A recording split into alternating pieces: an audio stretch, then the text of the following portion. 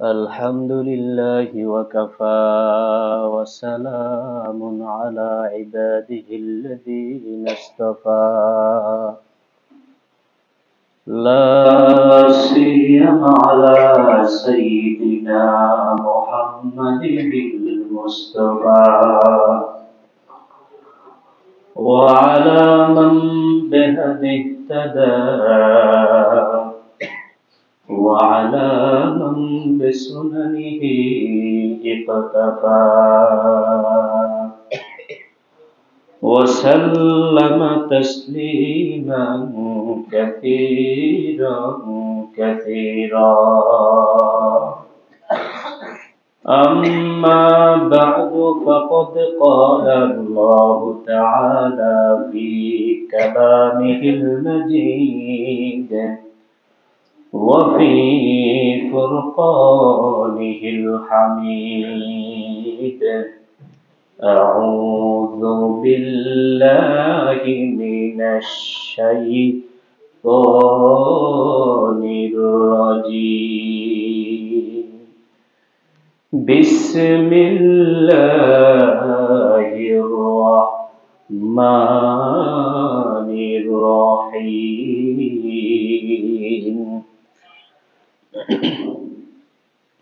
وجاءت سكرة الموت بالحق ذلك ما كنت منه تحيد ونفخ بالصور ذلك يوم الوعيد وقال تعالى في شأن حبيبه إن الله وملائكته يصلون على النبي يا أيها الذين آمنوا صلوا عليه وسلموا تسليما محبت شفيع اللهم صل على سيدنا مولانا محمد وعلى آل سيدنا مولانا محمد بلغ العلا بكماله كشف الدجى بجماله حسنت جميع خصاله صلوا عليه وآله لا إله إلا الله لا إله إلا الله لا إله إلا الله لا إله إلا الله لا إله إلا الله لا إله إلا الله محمد رسول الله صلى الله عليه وسلم উপস্থিত সম্মানিত মসজিদ কমিটির সদস্যবৃন্দ, অত্র এলাকার দিন দরদি মুসলমান ভাইরা, মুরব্বিয়ানে ইসলাম, যুবক ভাইরা, কচি কচি প্রিয় ছাত্ররা এবং পর্দার আড়ালে অবস্থানরত আমার মা ও বোনেরা, আল্লাহ রাব্বুল আলামিনের দরবারে লক্ষ কোটি শুকরিয়া যে মহান রাব্বুল আলামিন আমাদেরকে আজকে সকলের আগে প্রতিযোগিতার সাথে মসজিদে এসে বসে কিছু কথা বলার শোনার তৌফিক দান করেছেন। এই জন্য সকলে অন্তরের অন্তঃস্থল থেকে বলছি আলহামদুলিল্লাহ। প্রিয় ভাইরা, মসজিদগুলা জান্নাতের বাগিচা, মসজিদগুলা জান্নাতের বাগান, মসজিদগুলা কি জান্নাত, এটা তো আমরা সকলেই জানি। এই জান্নাতের ভিতরে আবার যখন আল্লাহর জিকিরের আলোচনা করা হয়, কোরআন হাদিসের আলোচনা করা হয়। রাসূলুল্লাহ সাল্লাল্লাহু আলাইহি ওয়াসাল্লাম বলেছেন, মাজালিসুল ইলমি হিয়া রাউযাতুম মিন রিয়াজিল জান্নাহ। ইলমের মজলিস, আল্লাহ তাআলার জিকিরের মজলিস, আল্লাহ তাআলার কোরআন হাদিসের আলোচনা করা মজলিসটা সরাসরি একটা জান্নাতের টুকরা। সুবহানাল্লাহ। তাহলে এই জান্নাতের টুকরা আমাদের মসজিদে সকলের আগে আমাদের নসিব হয়েছে, এই জন্য আমরা আবার বলি আলহামদুলিল্লাহ। এবং সালাতু সালাম বিশ্ব মানবতার মুক্তির দূত জনাবে রাসূলুল্লাহ সকল বলি সাল্লাল্লাহু আলাইহি ওয়াসাল্লামের প্রতি। সম্মানিত হাজিরিন, আমরা আজকে আলোচনা করব সাকরাতুল মাউত, মানুষের মৃত্যু যন্ত্রণা।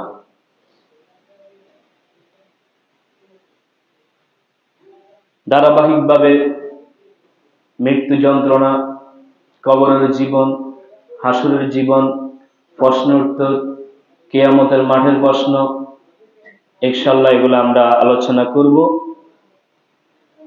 তবে আজকের আলোচনাটা খুব ডিফারেন্ট এবং অত্যন্ত জরুরি, অত্যন্ত ভয়াবহ।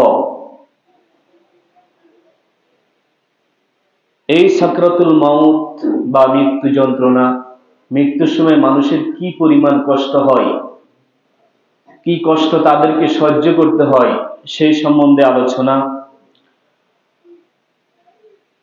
আল্লাহ তাআলা কালামে মাজিদের মধ্যে বলেন, ওয়াজাআত সাকরাতুল মাউতি বিল হক। আল্লাহ তাআলা বলেন মৃত্যু যন্ত্রণা এটা সত্য। এটা কি সত্য? এরপরে বলেন যালিকা মা কুনতা মিনহু তাহিদ, যেই মৃত্যু থেকে তুমি পালিয়ে বেড়াতে, যেই মৃত্যু থেকে বাঁচার জন্য তুমি পলায়ন করতে, এই মৃত্যু যন্ত্রণাটা সত্য। সুবহানাল্লাহ। সেটা আমি আলোচনা করছি, যতই পালাই, যতই পালাপালি করুক লুকাও, মৃত্যুর হাত থেকে বাঁচা যাবে, এটা তো সত্য কথা। কিন্তু মৃত্যুর সময় যে কষ্ট হবে, এটাও আল্লাহ তাআলা বলছেন এই কষ্টটা সত্য। এমনকি আল্লাহর রাসূল যারা ছিলেন, নবী যারা ছিলেন, আল্লাহর মনোনীত বান্দা, তারাও কিন্তু এই মৃত্যুর কষ্ট সহ্য করা লাগছে। সুবহানাল্লাহ। আমার ভাইরা, রাসূলুল্লাহ সাল্লাল্লাহু আলাইহি ওয়াসাল্লাম বলেছেন, আকসিরু যিকরা হাযিহিল লাযাতিল মাউত। নবীজি সাল্লাল্লাহু আলাইহি ওয়াসাল্লাম বললেন, তোমরা অধিক পরিমাণে মৃত্যুকে স্মরণ করো, যেই মৃত্যু দুনিয়ার স্বাদ, দুনিয়ার মোহ, দুনিয়ার চাকচিক্য, অর্থাৎ তোমার জীবনের সব কিছু থামিয়ে দিয়ে তোমাকে একটা মরণ লাশ হিসেবে মৃত্যু তোমাকে কবুল করবে। এমন মৃত্যু, যে মৃত্যু দুনিয়ার কত মোহ, সম্পদের মোহ, নিজের সন্তানাদির মোহ, নিজের চাকচিক্য, দুনিয়ার সৌন্দর্যের মোহ, দুনিয়াতে সবাই থাকতে চায়, কে মরতে চায় না, ঠিক কিনা? একবার নবীজি সাল্লাল্লাহু আলাইহি ওয়াসাল্লাম মসজিদে নববী থেকে বের হয়ে সাহাবায়ে-কেরামদেরকে সঙ্গে নিয়ে রাসূল সাল্লাল্লাহু আলাইহি ওয়াসাল্লাম মদিনার এরকম নববীর সামনে বাইর হইলেন। বাইর হইয়া এরকম বড় একটা গোল বৃত্ত আঁকলেন। বৃত্ত এঁকে রাসূল সাল্লাল্লাহু আলাইহি ওয়াসাল্লাম এটার উপর বিশাল আকারে একটা দাগ দিয়ে দিলেন।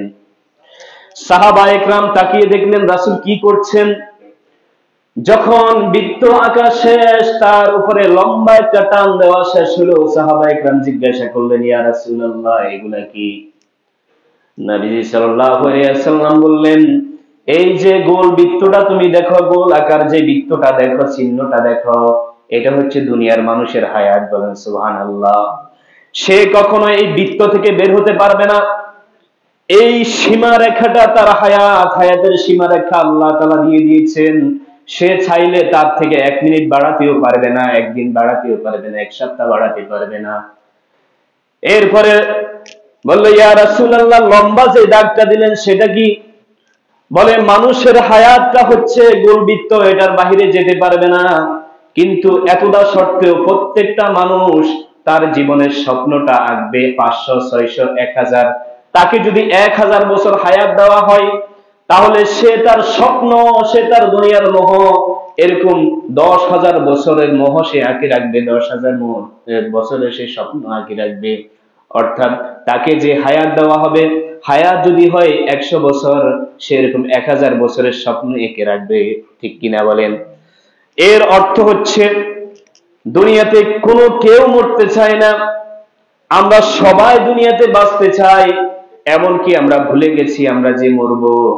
দুনিয়ার মোহে পড়ে, দুনিয়ার চাকচিক্যের পিছনে আমরা এমন ভাবে ঘুরতেছি, আমাদের মনের কথা আমরা ভুলেও গেছি। রাসূলুল্লাহ সাল্লাল্লাহু আলাইহি ওয়াসাল্লাম বললেন, যেই ব্যক্তি দৈনিক 21 বার মৃত্যুর কথা স্মরণ করে, যেই ব্যক্তি দৈনিক প্রতিদিন 21 বার কমপক্ষে মৃত্যুর কথা স্মরণ করবে, আল্লাহ তাআলা ওই ব্যক্তিকে শহীদের মর্যাদা দান করবেন। সুবহানাল্লাহ। কয়বার? দৈনিক কমপক্ষে 21 বার মৃত্যুর কথা স্মরণ করবে, তাহলে আল্লাহ তাআলা তাকে এরকম শহীদের মর্যাদা দান করবেন। সুবহানাল্লাহ। আমার ভাইরা, কেন? এটার একটা বিশাল কারণ আছে। কারণ হলো, যখন একজন মানুষ মৃত্যুর কথা স্মরণ করে, তার 4টা লাভ হয়। কয়টা লাভ? 4টা লাভ হয়। 1 নম্বর হলো, আল্লাহ তাআলা তার জন্য হাসরের ময়দানটাকে সহজ করে দেন। সুবহানাল্লাহ। 2 নম্বর হলো, দুনিয়ার মোহ, দুনিয়ার আকর্ষণ, দুনিয়ার মোহ থেকে, দুনিয়ার লোভ থেকে, লালসা থেকে, আকর্ষণ থেকে সেই ব্যক্তি বেঁচে যায়। সুবহানাল্লাহ। যে ব্যক্তি দৈনিক 21 বার চিন্তা করে, এরা আমার তো মরতে হবে, আমি মরণের জন্য প্রস্তুত থাকি, তাহলে সেই ব্যক্তি দুনিয়ার আকর্ষণ থেকে, দুনিয়ার মোহ থেকে বেঁচে যায়। সুবহানাল্লাহ বলেন। এরপরে 3 নম্বর হলো, ওই ব্যক্তি গুনাহ থেকে মুক্ত থাকতে পারে, কারণ সেই ব্যক্তি দৈনিক 21 বার মৃত্যুর কথা স্মরণ করে, মরতে হবে এই কথা এই ব্যক্তি স্মরণ করে 21 বার। এই জন্য সেই ব্যক্তি সব সময় গুনাহ থেকে বেঁচে থাকে, এবং গুনাহ হয়ে গেল ওই ব্যক্তি সব সময় তওবা করতে থাকে। সুবহানাল্লাহ। এরপরে আমার ভাইরা, 4 নম্বর হলো, ইবাদতের বিনিময়ে ওই ব্যক্তি মৃত্যুর কথা স্মরণ করে, যদিও ইবাদত সেই ব্যক্তি কম করে, আল্লাহ তাআলা কাল কিয়ামতে ওই ব্যক্তির ইবাদতের সওয়াব বেশি গুণ, বহু গুণ বৃদ্ধি করে ওই ব্যক্তির আমলনামার মধ্যে দিয়ে দিবেন। সুবহানাল্লাহ। তাহলে মৃত্যুর কথা স্মরণ করলে 4টা লাভ। 1 নম্বর বলেছি, হাসরের ময়দান তার জন্য সহজ করে আল্লাহ। 2 নম্বর, দুনিয়ার আকর্ষণ তার ভিতর থেকে কমে যায়। 3 নম্বর হচ্ছে, ওই ব্যক্তি গুনাহমুক্ত থাকে এবং তওবা করার সুযোগ হয়। আর 4 নম্বর হচ্ছে, ওই ব্যক্তির ইবাদত কম হলো, আল্লাহ বহুগুণ বৃদ্ধি করে তাকে কিয়ামতের মাঠে আল্লাহ তাআলা তাকে পুরস্কার দিবে। সুবহানাল্লাহ। মৃত্যুর কথা স্মরণ করলে কি লাভ দেখেন। শুধু 21 বার মৃত্যুর কথা স্মরণ করলে, আল্লাহর রাস্তায় জিহাদ করে, আল্লাহর দ্বীন প্রতিষ্ঠা করে জিহাদ করলে, মৃত্যুবরণ করলে যে শহীদ হয়, সেই শহীদের মতো সওয়াব আল্লাহ তাআলা তাকে দান করেন। আমার ভাইরা, এই মৃত্যু নিয়ে আল্লাহ তাআলা এই মৃত্যুটাকে রৌহের জগতে, ফেরেশতাদের জগতে আল্লাহ তাআলা একটা মহিষের রূপ ধরে আল্লাহ তাআলা মৃত্যুটাকে ফেরেশতাদের সামনে উপস্থিত করলেন। ফেরেশতারা এই মহিষ দেখে সাথে সাথে ফেরেশতাদের মধ্যে অনেকে বেহুশ হইয়া গেল। এরপরে যখন হুঁশ ফিরল, তখন ফেরেশতারা জেগে জিজ্ঞাসা করলো, ইয়া আল্লাহ, ইয়া জাল্লা জালালুহু, এটা কি? তখন আল্লাহ বললেন, এটা হচ্ছে মৃত্যু। প্রত্যেক জীবিত মানুষ, যাদেরকে জীব দেওয়া হয়েছে, প্রত্যেকে এই মৃত্যুবরণ করতে হবে। মৃত্যুটা এত ভয়ঙ্কর যে আল্লাহ তাআলা মহিষের রূপে যখন ফেরেশতাদের সামনে মৃত্যুকে উপস্থিত করলো, ফেরেশতাদের মধ্যে অনেকে অজ্ঞান হয়ে গেছে, বেহুশ হয়ে গেছে। এত ভয়ঙ্কর মৃত্যুটা, এত আশ্চর্যজনক বা ভয়ঙ্কর যে তারা সহ্য করতে পারে নাই। ফেরেশতারা বললে, আল্লাহ, এই মৃত্যু যদি আপনার বান্দাদেরকে বা আপনার জীবজন্তুকে দেন, তাহলে তারা তো কখনো দুনিয়ার মোহে আর পড়বে না, শুধু মৃত্যুর কথাই স্মরণ করবে। আল্লাহ তাআলা বললেন যে তাদের মধ্যে এত বেশি, প্রচুর পরিমাণ যে দুনিয়ার মোহ দেওয়া হবে, সাংসারিক মোহ দেওয়া হবে, সন্তানাদের মোহ দেওয়া হবে, তারা সংসারই করবে, মৃত্যুর কথা ভুলে যাবে। ঠিক কিনা বলেন? এখন কি সেটা হচ্ছে কিনা? সংসার জীবনের জন্য, সন্তানাদির জন্য, টাকা পয়সা উপার্জন করার জন্য মৃত্যুর কথা কয়জন মানুষের স্মরণ আছে? থাকলেও আমরা মৃত্যু হবে, সবাই মরে, আমরা মনে করি যে পশু পাখি, গরু ছাগল কুত্তা যেভাবে মরে যায় আমরা সেভাবে মরে যাবো, আমরা মনে করি এটা। তাহলে আমার ভাইরা, এই মৃত্যুটা এতটা ভয়ঙ্কর, রাসূলুল্লাহ সাল্লাল্লাহু আলাইহি ওয়াসাল্লাম বললেন, যদি চতুষ্পদ জন্তু জানতো সে মরা লাগবে, সে একদিন মরবে, তাহলে তোমরা গরু ছাগল কুত্তা চতুষ্পদ যত জন্তু আছে, বাঘ হাতি, একটা শরীরের মধ্যে চর্বি এবং মাংস দেখতে পাইতে না। সুবহানাল্লাহ। তারা যদি জানতো তারা মরা লাগবে, তারা মরে যাবে, তাহলে তোমরা চতুষ্পদ জন্তুর মধ্যে চর্বিও দেখতে না, গোশত তাদের শরীরে দেখতে পেতে না। সুবহানাল্লাহ। এতটা ভয়ঙ্কর। আপনি কি মনে করেন সেই গরু আপনি জবাই দেন কোরবানে, সে কি জানে সে মরণ কি জিনিস? জানে না তো। সে যে মরা লাগবে, মরা যে কি জিনিস, এরকম বকজাত চতুষ্পদ জন্তু কি সেটা জানে নাকি? জানে না তো। যার কারণে আপনি এত বড় গরুকে কাবু করতে পারতেছেন, আপনি এত বড় হাতিকে কাবু করতে পারতেছেন কেন? সে তো মৃত্যুর ভয় কি জিনিস, মৃত্যু যে হবে, মরা যে লাগবে, সেটাই তো সে জানে না। যদি জানতো, এই হাতির শরীরে আপনি যে গোশত দেখেন, এটা কিছুই থাকতো না। আমার ভাইরা, শুধু তাই নয়, রাসূলুল্লাহ সাল্লাল্লাহু আলাইহি ওয়াসাল্লাম বললেন,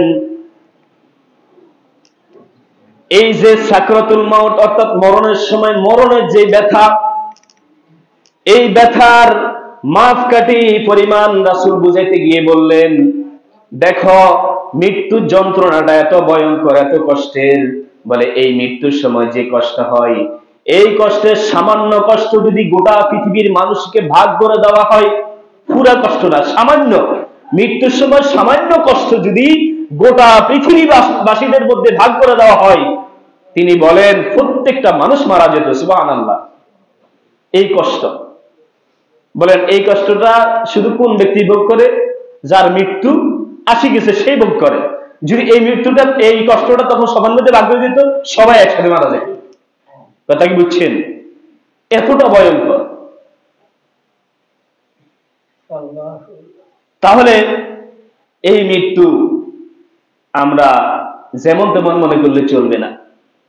রাসূলুল্লাহ সাল্লাল্লাহু আলাইহি ওয়াসাল্লামের যেদিন আল্লাহ তাআলার ডাকে সাড়া দেওয়ার সময় আসলো, মালাকুল মউত চলে আসছে, মালাকুল মউত রাসূল সাল্লাল্লাহু আলাইহি ওয়াসাল্লামের সাথে কথা বলছে জান নেওয়ার সময়। তো এর আগে একটু কষ্ট, সকল নবী মৃত্যুর কষ্ট ভোগ করছে। রাসূলুল্লাহ সাল্লাল্লাহু আলাইহি ওয়াসাল্লামের চেহারা মলিন মসৃণ হয়ে যাচ্ছে, জিবরাইল আলাইহিস সালাম অন্যের দিকে তাকায় দিয়েছে। রাসূল খুব কষ্ট করে জিবরাইলকে ডাক দিয়ে বলল, তুমি তো দুনিয়াতে ফেরেশতাদের মধ্যে সবচেয়ে আমার নিকট এবং আমার চরম বন্ধু ছিলা, আজকে আমার কষ্টের সময় তুমি অন্য দিকে ফিরে রইলা কেন?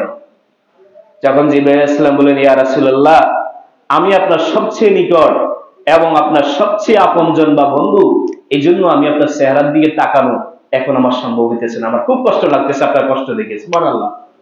এত কষ্ট পাইছেন। তাহলে এই মৃত্যুর কষ্ট কিন্তু কাউকে ছাড় দেওয়া হবে না, এই কষ্ট আমাদের সকলকে ভোগ করতে হবে। কিন্তু একটু নরমাল, কড়া, কঠিন একটা ব্যাপার আছে। মুমিনদের মৃত্যু, গুনাহগারের মৃত্যু এবং কাফির মুশরিকদের বিজাতীদের মৃত্যুর মধ্যে কিছু পার্থক্য আছে। এরপরে মৃত্যুর ব্যাপারে, মৃত্যুর যন্ত্রণার ব্যাপারে ঈসা আলাইহিস সালাম, আমরা অনেকে জানি ঈসা আলাইহিস সালামকে আল্লাহ তাআলা দিয়েছেন, উপাধি দিয়েছেন রূহুল্লাহ, মানে তিনি কাউকে চাইলে জীবিত করতে পারতেন, এই মুজিজা আল্লাহ তাআলা তাকে দিয়েছিলেন। মানে একবার ঈসা আলাইহিস সালাম ইয়াহইয়া আলাইহিস সালামের কবর জিয়ারত করার জন্য তার মাজারে গেলেন।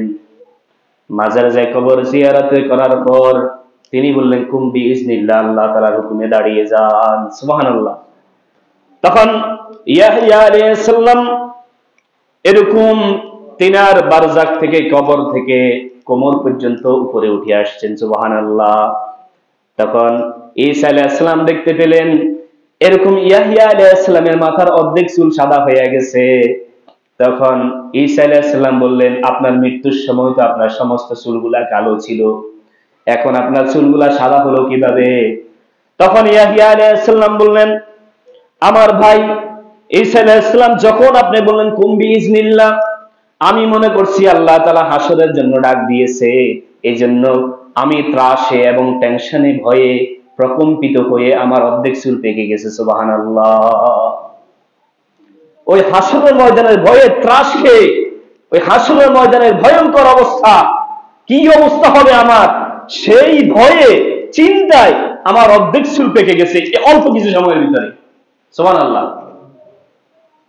তখন ঈসা আলাইহিস সালাম বললেন, আপনি কি চান আল্লাহ তাআলার কাছে আমি দোয়া করে আপনাকে বাড়িতে নিয়ে যাই? সুবহানাল্লাহ বলেন। মানে আবার আপনাকে জীবন দেওয়া হবে। তখন ইয়াহইয়া আলাইহিস সালাম বললেন, আল্লাহর কসম, আপনি আমার ভাই, আল্লাহর মনোনীত নবী, আপনি বান্দা, আপনাকে আমার আপনার সম্পর্কে দোহাই দিয়ে বলছি, এই কাজ আপনি করিয়েন না। কারণ মৃত্যুর দিন যেই কষ্ট আমি অনুভব করেছি, আমাকে যদি এখন জীবিত করে আপনি বাড়িতে নিয়ে যান, আমার একটা স্বাভাবিক জীবনের পরে আবার আমাকে মরা লাগবে কি লাগবে না? বলে, প্রথমবার মরার কষ্ট আমি এখনো পর্যন্ত অনুভব করছি, আমি আবার মরতে চাই না। সুবহানাল্লাহ। আমি আবার মরতে চাই না। প্রথমবার মৌতের কথা আমার এখনো মনে আছে। এত কষ্ট নবীর রাসূলরাও এই সাকরাতুল মাউত, মৃত্যু যন্ত্রণা থেকে বাঁচতে পারে নাই। এরপরে আমার ভাইয়েরা, অন্য হাদিসে মূসা আলাইহিস সালামকে এক ব্যক্তি স্বপ্নে দেখলো।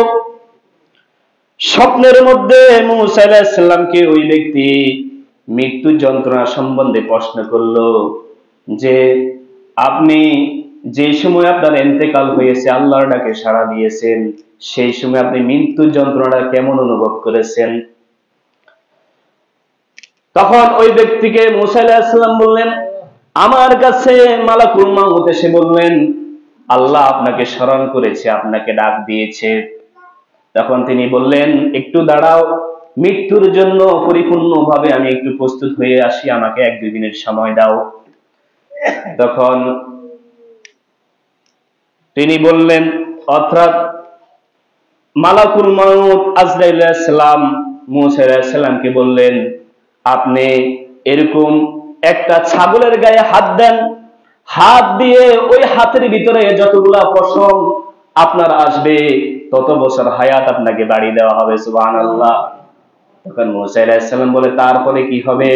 বলে, তারপরে আপনার আবার ইন্তেকাল। ইন্তেকাল যেহেতু করাই লাগবে, মরণ যেহেতু লাগবেই, আমাকে 1টা মিনিট সময় দাও। তখন 1 মিনিট সময়ের পরে তো বলে, যেহেতু মরাই লাগবে, আমার জান কবজ তুমি এখনই করে নিয়ে যাও। তখন মালাকুল মাউত একটা ফুল এনে মূসা আলাইহিস সালামের হাতে দিলেন।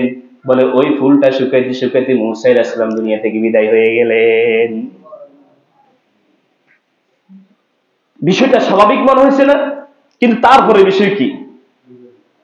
তখন তিনি বলেন যে, আমি 4000 বছর কবরের জীবনে এখনো পর্যন্ত সেই দিন মৃত্যুর ব্যথাটা আমি বলতে পারি নাই। সুবহানাল্লাহ। বিষয়টা স্বাভাবিক দেখা গেল, সেইখানে মূসা আলাইহিস সালামও কিন্তু কষ্ট অনুভব করেছে। 4000 বছর আগে যে মৃত্যু হয়েছে, সেই মৃত্যুর ব্যথা আমি এখন অনুভব করছি। তাহলে আমাদের মৃত্যুটা কেমন হবে? আল্লাহ তাআলার মনোনীত বান্দা, নবীগণ, রাসূলগণ, তারাও বলছে 4000 বছর এখন আমি মৃত্যুর যন্ত্রণা বুঝতে পারি নাই। আমাদের মৃত্যুটা কেমন হবে? আমরা কি এতটুকু বিশ্বাস অর্জন করতে পেরেছি যে আমি আল্লাহ তাআলার একজন মনোনীত বান্দা, আল্লাহ তাআলার একজন মহব্বতের বান্দা? সেটাকে আমরা এখনো অনুভব করতে পেরেছি? আমরা নির্ণয় করতে পারি নাই। আসেন আমরা আরো শুনি। মৃত্যুর যন্ত্রণা এতটা ভয়াবহ যে ঈসা আলাইহিস সালাম থেকে সবচেয়ে বেশি এই মৃত্যুর বিষয়গুলা আসে, যেহেতু তিনি অনেক মানুষকে তার কবরের মধ্যে দাঁড় করায় ফেলতেন। আল্লাহর হুকুমে দাঁড়াও বললে ওই ব্যক্তি কোমর পর্যন্ত দাঁড়ায় যেত। কোমরের পরে লজ্জাস্থান নেই, ওই ব্যক্তির পোশাক তো নাই, এরপরে তো লজ্জাস্থান, এই জন্য কোমর পর্যন্ত তিনি বললে দাঁড়ায় যেত। আল্লাহ তাআলা তাকে সেই মুজিজা দিয়েছেন। তো ঈসা আলাইহিস সালাম একবার এক কবরের পাশ দিয়ে যাচ্ছেন, তিনি দেখতে পেলেন এই লোকটার কবর আযাব হচ্ছে। তখন তিনি ওই লোকটাকে বললেন, কুম বিইজনিল্লাহ, দাঁড়াও। ওই লোকটা কবরের মধ্যে দাঁড়াই গেল। ঈসা আলাইহিস সালাম ওই ব্যক্তিকে জিজ্ঞাসা করলেন, কি ব্যাপার, তোমার কবরে আযাব হচ্ছে কেন? কয়, ইয়া রাসূলুল্লাহ, কইেন না। একবার আমি এক বাড়িতে দাওয়াত খেয়ে আসতেছি, দাঁতের মধ্যে এরকম গোস্ত বাজে যায় না, আমাদের গরু গোস্ত খেলে দাঁতের চিবায় আটকে কি আটকে না, বলে ওই বাড়ি থেকে দাওয়াত খেয়ে আসার সময় দাঁতে যখন আমার গোস্ত বাজলো, তখন আমি খিলাল করার জন্য একজনের গাছের ঢাল ভেঙ্গে, ডাল ভেঙ্গে আমি খিলাল বানাইয়া কি করতেছি, খিলাল করতে করতে বাড়িতে আসলাম। কইছে ওই ব্যক্তির অনুমতি ছাড়া আমি তার গাছের ডালটা ভাঙলাম। ওই ডাল ভাঙার কারণে আজ পর্যন্ত আমার এই 4000 বছর পর্যন্ত আমার এখনো আযাব হইতেছে। সুবহানাল্লাহ।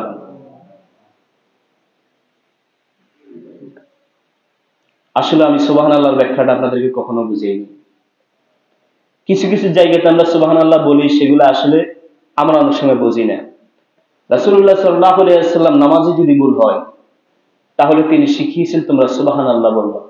ইমাম সাহেব ভুল করে না নামাজে, মুক্তাদিরা লোক মাজিদে কি বলে, সুবহানাল্লাহ বলে। তখনকার তো শেষ কাতারে মহিলা থাকতো, মসজিদে কোন কাতারে, শেষ কাতারে মহিলা থাকতো। আর মহিলারা যদি হয়, তারা এভাবে হাতের মধ্যে কি দিবে, তালি দিবে, এক হাতের পিঠে আরেক হাতে তালি দিবে, কারণ তাদের কণ্ঠটাও পর্দা, কণ্ঠটাও কি পর্দা। তারা আল্লাহু আকবার সুবহানাল্লাহ কিছুই বলে লোকমা দেওয়ার সুযোগ নাই, কারণ তাদের যে কণ্ঠ, ওই কণ্ঠটা আল্লাহ তাআলা কি করেছেন, পর্দা করেছেন, সেটাকে আরো শোনানো জায়েজ নাই, এই জন্য তারা হাতে তালি দিবেন। এখন আসেন, আমাদের দেশে আমরা আল্লাহু আকবার বলি, কি বলি, লোকমা দেই। এখন রাসূল বলেছেন তোমরা সুবহানাল্লাহ বলে কি দাও, লোকমা। দুইটার মধ্যে মূলত পার্থক্যটা কি দেখেন। ইমাম যখন ভুল করে বা আপনি যখন ভুল করেন, আপনাকে সুজুদা দেওয়া লাগে কি লাগে না? এখন ভুল করলে আমি যখন বলি আল্লাহু আকবার, তখন কি আমি এটা বুঝাইতে চাচ্ছি নাউজুবিল্লাহ যে আল্লাহ তার চেয়ে বড় ভুল করে? এটা কি আমরা বুঝাইতে চাচ্ছি? তাহলে আল্লাহু আকবার কেন বলি? আল্লাহু আকবার মানে কি সবচেয়ে বড় কে? আল্লাহ। আল্লাহ সবচেয়ে বড়। এখন এখানে যে আমি আল্লাহু আকবার বললাম, তার মানে কি আল্লাহ আরো আরো সবচেয়ে বেশি বড় ভুল করে না? নাউজুবিল্লাহ না। প্রিয় ভাইয়েরা, এখানে ভুলের সংশোধনটা হবে সুবহানাল্লাহ, মানে আল্লাহ তাআলা সকল ভুল থেকে সুত পবিত্র। সুবহানাল্লাহ বলেন। এই জন্য আমরা কিছু কিছু জায়গাতে সুবহানাল্লাহ বলি, এই সুবহানাল্লাহ গুলো কি হচ্ছে, সুবহানাল্লাহ ইয়ান তো নাউজুবিল্লাহ বন্ধ হয়ে আছে, কিন্তু আল্লাহু আকবার বন্ধ হয়ে না। প্রিয় ভাইয়েরা, অর্থটা আপনাকে বুঝতে হবে যে সুবহানাল্লাহ শব্দের অর্থটা কি। অর্থ হচ্ছে আল্লাহ তাআলা সকল কিছু থেকে কি পবিত্র, পুত পবিত্র। এই হিসাবে আপনাকে কিন্তু শব্দগুলা খাড়াই বলতে হবে। যাই হোক, সেটা আমরা ইনশাল্লাহ সুবহানাল্লাহ নিয়ে যদি 2 ঘন্টা বয়ান করে সুবহানাল্লাহ বয়ান শেষ হতো না, করবো ইনশাল্লাহ এক সময়। তাহলে ঈসা আলাইহিস সালাম ওই ব্যক্তিকে কি বললেন, তোমার আযাব কেন হচ্ছে? বলতেছে আমি শুধুমাত্র একটা খেলালের জন্য একটা শলা নিয়েছিলাম, ওই মালিকরে না বলে শলা নেওয়ার কারণে আজ পর্যন্ত 4000 বছর পর্যন্ত আমার কবরে আযাব হইতেছে। নাউজুবিল্লাহ। তাহলে এখন আসেন, যদি আমরা একজন মানুষের ঢাল কেটে নিয়ে যাই, আমরা কারো জোর জুলুম করে জমে খাই, গাছ খাই, ফসল খাই, আমার হাঁস লাগিয়ে দিয়ে জ্বালা আন্ডুই বড় আর সব জ্বালা উড়ে বেলাই দিছে, আছে না নাই? আপনি হাঁসের খামার, মুরগির খামার, ছাগল খামার সম্বন্ধে আপনার ধারণা নাই, আপনি জানেন না এটা পালার সিস্টেম কি। একটা ছাগল যেই গাছ ধরে, ওই গাছের একবারে গোয়াতে আগার জন্য সব সিরিয়ালা দেখছেন নি আপনারা, খাই সব সিরিয়াল। আর জিগার আগা মারিয়ে দিছে, গাছ জীবন হইতো না। আপনি বুঝেন ছাগল ফালার সিস্টেম? রাসূলুল্লাহ সাল্লাল্লাহু আলাইহি ওয়াসাল্লামের পরে এবং আগে ছাগল যারা পালতো, এক ফালে 500-600 ছাগল ছিল, তাদের ওই ছাগল পালার জন্য পুরা মরুভূমি ছিল, অথবা ওই মরুভূমিতে তারা এটা চাষে করতো ঘাসের, শুধু কিসের জন্য? ছাগলের জন্য ঘাসের চাষ করতো। আপনার কি সেই আছে? আপনি ছাগল ফালেন, সারাটা দিন আপনাকে মানুষ লানত দেয়, আপনাকে মানুষ বকে, বকাঝকার ভিতরে থাকেন, কি লাভ আপনার এই ছাগল ফালি? এরপরে আবার এখন রোয়ার সময় হাঁস যাবে, হাঁস যায়, সমস্ত জ্বালাগুলো উঠে ফেলাইল, রোয়াগুলো উঠে ফেলা, আছে না? আবার সেই ব্যক্তিটা বিষ খাই মরে, আছে না নাই? এরপরে যাই হয় বিচার, আবার অনেক সময় বিচার করতে যায় মানুষে মরে, আছে না নাই? আমাদেরকে সচেতন থাকতে হবে।